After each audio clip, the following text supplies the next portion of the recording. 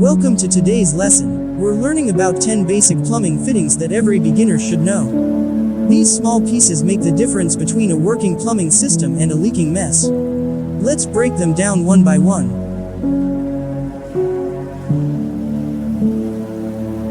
10. Elbow. Used to change the direction of a pipe.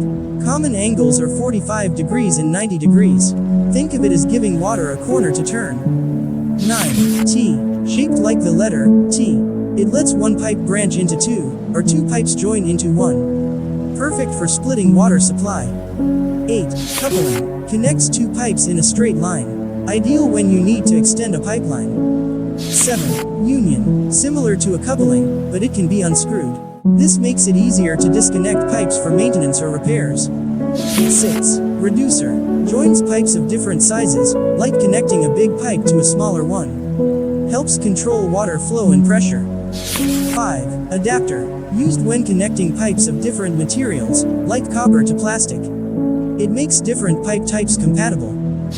4. Cap. Closes the end of a pipe from the outside. Useful for sealing unused lines. 3. Plug. Similar to a cap, but it fits inside the pipe instead of outside.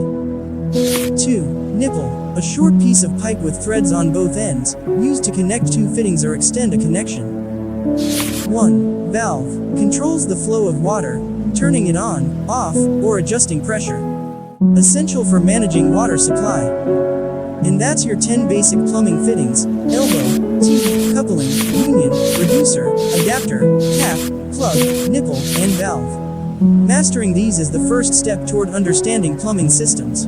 If you found this helpful, don't forget to like, subscribe, and stay tuned for the next video where we'll show how to install some of these fittings step by step.